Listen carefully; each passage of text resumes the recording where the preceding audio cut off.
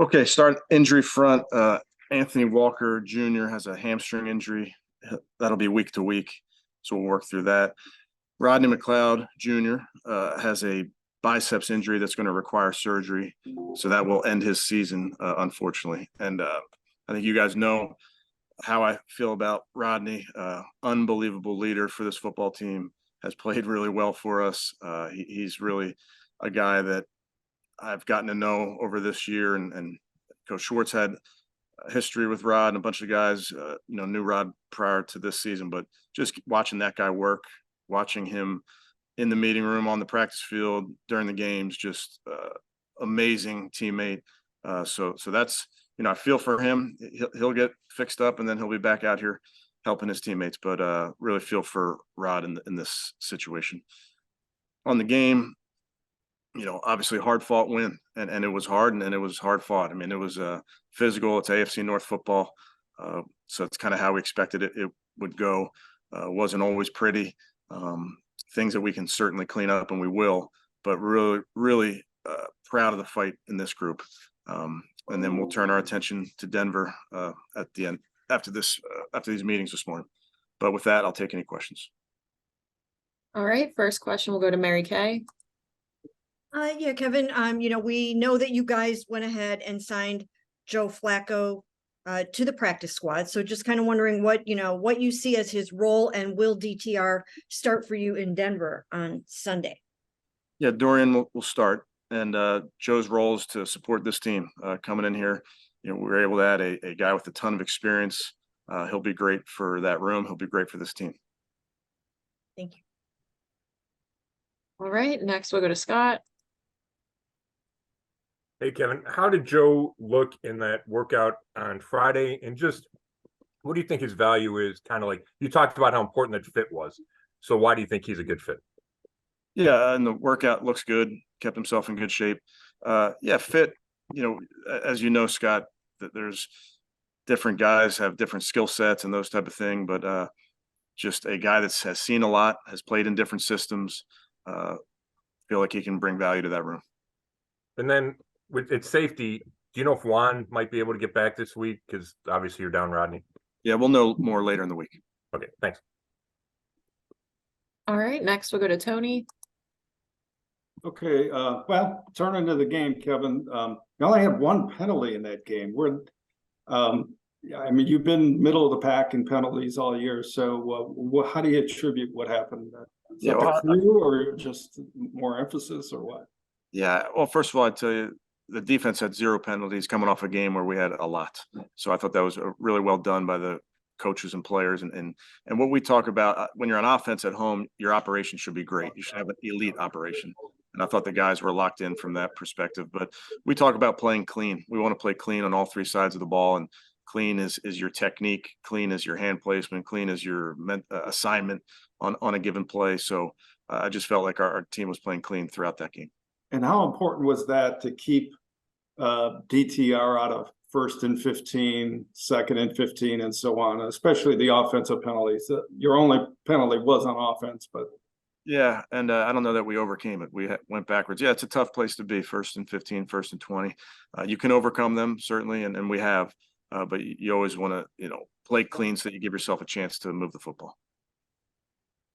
Okay. All right, next we'll go to Cam. Kevin, on that offensive line, obviously had 2 lesser experienced tackles in there. How did you see them fare against the Steelers yesterday? Yeah, as you know, Cam, that's a tough matchup with their edge players that they have. And, I think we had 1 sack in whatever it was, 40-some attempts.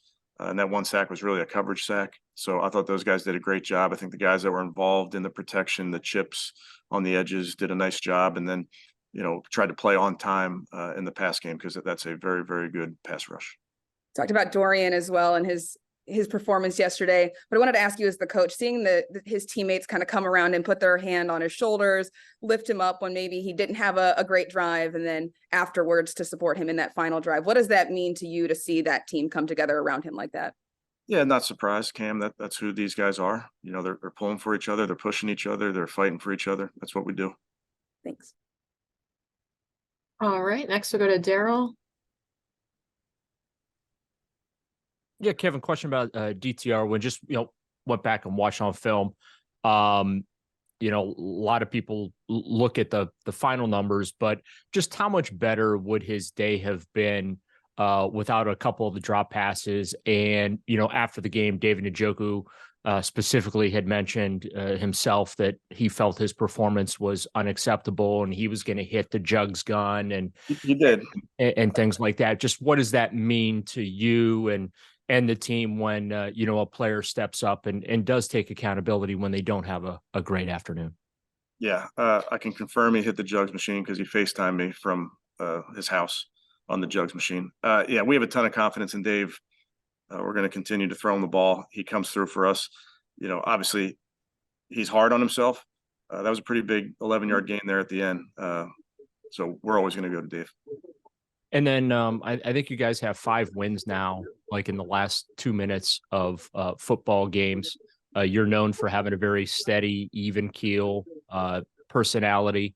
How much do you get the sense late in games that has rubbed off on this team? Because it's easy when you're in those tight situations as a player to get excited or lose focus and things like that. I just think that's this football team. These guys lock in when we have a job to do. We have great situational awareness and we just focus on our job. All right, next we'll go to Jeff.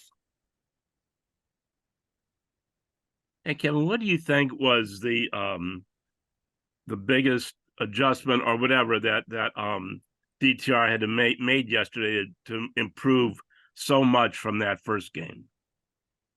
Yeah, he played on time. He did his job. I thought he had a really good week of practice. We talked about that with you guys. I thought he prepared really well. But that's just part of this thing. Got to continue to do that week in and week out. And then, so what would be the next step for him to be even better than he was yesterday? I don't know. I think for us and him and our focus, Jeff, is whatever it takes to get that win. That was what we needed to do yesterday. Got to get another one this week. Thank you. All right, next we'll go to Ashley. Hey, Kevin, I know you touched on Rodney, obviously, but just the overall safety depth and, younger guys like DeAnthony Bell and Ronnie Hickman that are still here, what kind of, opportunities they might have, and especially Ronnie being the undrafted rookie, how he's handled, when you guys have thrown him in there in spurts so far. Yeah, we trust those guys, Ashley, that they've played for us. They've come in big moments and played for us. So we'll see how it all shakes out, but no different than any position. We trust our backups that when they get in there, they have their job to do. All right, next we'll go to Fred. Hey, Kevin, can you talk about the impact Obo has had this season? And even, yesterday, I think besides the sack, he had like 4 tackles for loss. He's all over. And then second, Jordan Kunasek, you said a while ago he was close. And with Anthony, can you talk about where he's at? Yeah, obviously he continues to rehab, and then we'll see where that shakes out this week. Obo played great. He was really, really good. Had the new dad strength going, I think, but made plays in the run game and the pass game. He was all over the field. Thank you. All right, next we'll go to John. Hey, Kevin, what do you hope Dorian takes from this experience of overcoming the adversity of an important game, that rough third quarter, and then overcoming that? Obviously, it can build his momentum, build his emotion. But what do you think he can take from that he can apply in Denver and then just throughout the rest of the season? I think every young player or every young person, every, coaches, you name it, you learn from every opportunity, whether it's in game, in practice. These are all reps for us to continue to improve. I think that's what this is for him. Everything is, that was getting the first one under the belt, and then it's on to the next one. All right, next we'll go back to Mary Kay. Yeah, Kevin, with Deshaun going to LA to have his surgery, and then it's my understanding that he's going to be, probably out there for a while rehabbing. Can you maybe just talk about how, Joe Flacco might, be very helpful just in terms of, just that veteran presence in the room and sort of a little bit of a mentor to DTR through some of these tough times that are about to hit? Yeah, I just think that's all of our guys, Mary Kay, when it comes to being a great teammate, sharing wisdom with your teammates, pushing your teammates, helping your teammates. That's kind of what we do. Obviously, Joe has a wealth of experience, and I know our quarterbacks, myself, everybody will draw on that. All right, next we'll go to Tom. Thanks, Jordan. Hey, Kevin, I thought your footwork was better on your second challenge throw. Just a quick clarification, were you just unsure whether or not you could challenge the safety? Yeah, there was a little conversation with the officials, I guess, and just the conversation wasn't clear on that moment. Obviously, not sure if we would have or would not have gotten that one, but it is what it is. And then and back to Flacco for a second. Had you guys crossed paths at any point in your career? Do you know Joe at all? Yeah, go ahead, I'm sorry. I don't. We're just talking about it. He's a Jersey Shore guy. I'm a Jersey Shore guy. We're like 30 blocks away from each other, but I don't think we ever bumped into each other. No, but I know a lot of people who have coached Joe, so we have a lot of mutual people in this business. All right, next we'll go to Tony. Okay, Kevin, not only have you won games with 3 different quarterbacks this year, but each of them has had a last-second field goal drive to win the game. And I don't know if it's your previous 3 years, those were just hard to come by. For maybe the situations weren't there as plentiful, and maybe it's just one of these years, but can you attribute anything to coming through, those 3 guys coming through at the end? Yeah, I look at it as an offensive unit coming through. It's never about one person. Obviously, that quarterback is the driver in those situations, but I just think those guys understand what we're doing, as in terms of all 11 guys understand what we are doing and what we need to do. Thank you. All right, next we'll go to Scott. Hey, Kevin, it looked like DTR, maybe just the whole passing offense, was struggling in the second half until that final drive. Did you notice anything specific, and how did you think he handled it? He said he was kind of hard on himself after the pick. Yeah, we obviously need to be better there in that second half, that third quarter. Need to come through on a couple of those. It's never one thing. There's always a couple of things that we can do differently. I can do differently. But as a quarterback, you can't ride that roller coaster. You just got to stay true to it. Stay true to your reads, your feet, and keep making great decisions. And I'm just curious, at the end when you decide to run the play and then spike it, is that just to move the ball where you want it for Dustin, or because you could have let it run down, right? Yeah, I think every yard matters there. Felt really comfortable with the amount of time left that we could do that. I think inside of 16, maybe you wouldn't do that, but felt confident. And it goes back, Scott, to shared situational awareness. Our guys know the situation. They knew exactly what to do. Thanks. All right, we'll take 2 more. First one from Cam. Kevin, kind of what Tony was talking about. You guys have won 5 games with a game-winning score in the last 2 minutes. Jerome Ford talked about it after the game yesterday about how you guys emphasize those 2-minute drills in practice so heavily. Has that been something that you have just kind of instilled as your philosophy, knowing the importance, or have you kind of ramped that up as this season has gone on and you've been in those situations so many times? No, we always do that, Cam, every week. Friday, we work our 2-minute drill. We do it competitively, our offense versus our defense.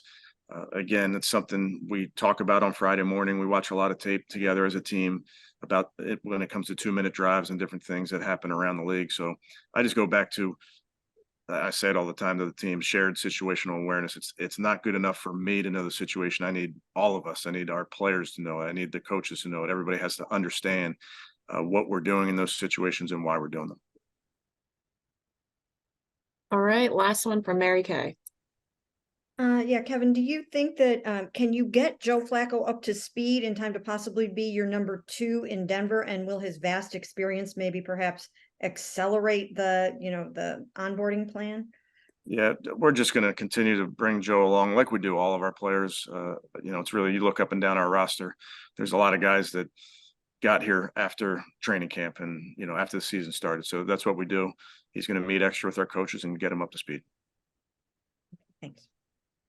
All right, that wraps us up. Thanks, Coach. Okay, thanks, guys.